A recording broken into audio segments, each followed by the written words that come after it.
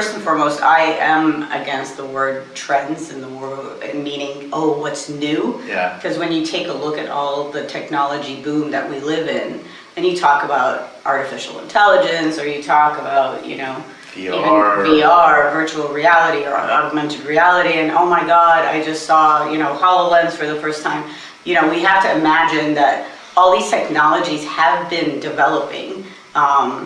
And my common example is the Tom Cruise movie, Minority Report, which is about 16 years old now. Red Ball. Yes, and the talking watch, the talking car, and all the little gadgets. It's already been happening. Facial recognition. Yep. Yeah, all that stuff has come to pass. But the reality is that all of the trends and emerging technologies that are available for event professionals, what really matters is what you'll actually use. True. So strategy really trumps what is new and shiny. That said, an awareness of what's out there allows you to create strategies that are actually usable. So one of the prevailing trends, if you want to not use that word, but one of the prevailing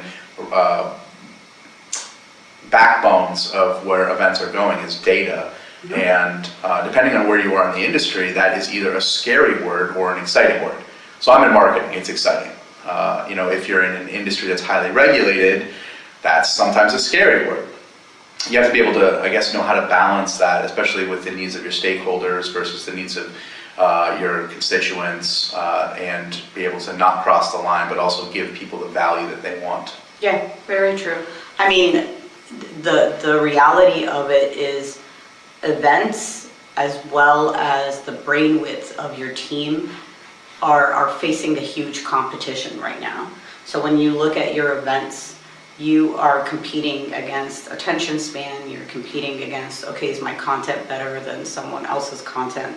You know, you have to really, really create a value or an experience that will want them to get out of their office, or want them to get, you know, away from home, juggle the kids and the dogs and the dog hotel and all of that for them to, like, you know, spend time with you. And then on the flip side, you know, I worry about the word technology and new solutions and trying to figure out workflows. I worry about the internal teams. Sure. Because first, you know, the learning curve is huge sometimes. The amount of responsibilities is escalated.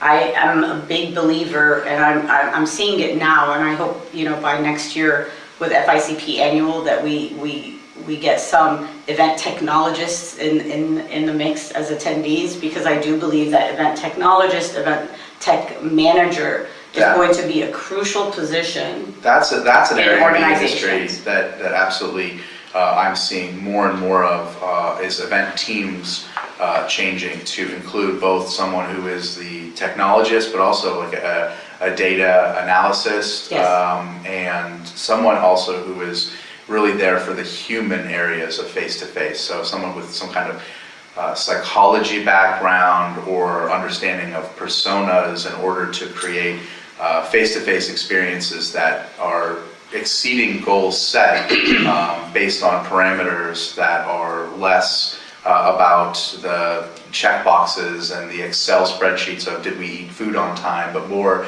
did we make someone feel this way? Right. And did we make different people? Did we make the introverts feel included? Did we, you know, make sure that our stakeholders were positioned in places where people were excited? Things like that of plotting events around emotional lines are, I think, our future. Yeah, and if you see it right now, digital transformation, we're all going through it. Yep.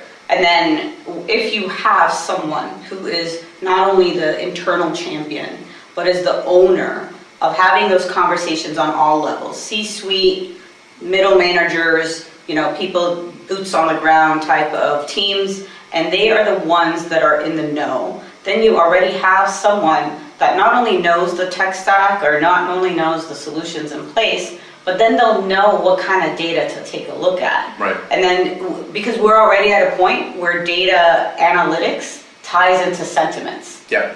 So there are, if we want to talk about not new technology, but cool technology that's out there, you have data analytic platforms that like can take a brand, a name of a company, or take an event brand as well, and scope the entire content that's out there, whether it's blogs, social media, articles, what have you, and tie all the phrases and the comments with sentiments. Yeah. So you're already on a different level when you do that. They do it in politics all the time. I mean, Totally. the RNC and the DNC, I was able to cover that for a website, and they were actually able to pivot in the moment based on words that were being used at tying to sentiment. So they had earpieces in the speakers, and they were telling them that certain words were trending higher emotionally with their base, and they were actually able to pivot and increase the frequency of certain words in order, because they are having real-time analysis of the sentiment. So it's for better or worse, it's a bold new era. But what's important is understanding really how we measure success, and we measure success by emotion, by feeling, and not by simply just checking the box to say this was on time, this happened. Those The room was too cold. Right. I mean, the water didn't work in the hotel. Right. Things happen, and that's fine. But it's not ultimately how people gauge success of face-to-face with the threat of all these digital meetings. What really matters is these connections that are made that can only be made in an environment where you're together. Yeah. And now you're going to have to also, not only look at the words used, but the emojis, the GIFs. You're dealing with a different generation. Sure. They talk in symbols, and it is what it is. But I think when it comes to technology, I think when it comes to new experiences that event professionals want to try, it truly has to be, based on the stakeholders and going back to, okay, how do I personalize this experience even better? So that's just digging even deeper into data and digging deeper into what Nick wants to learn about, versus what Dahlia wants to learn about. And then all the fun stuff, but the fun stuff also has to be tracked. If you have, experiences within the event, you want to be able to track who's going where. And I think that's important as well.